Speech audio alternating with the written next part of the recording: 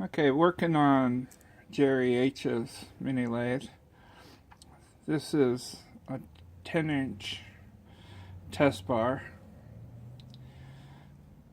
That's pretty good away from the chuck, about 1,000 run out.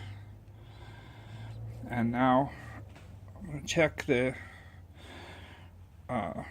taper. This will be measuring the up and down from about 10 inches right up to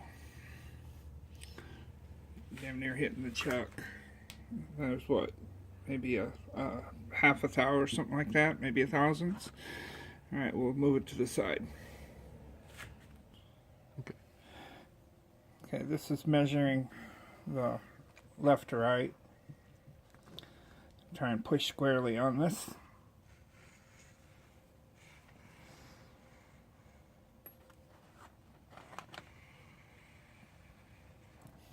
It's about 1,000ths over a 10-inch span. I'd say for a mini lathe, that's pretty darn good.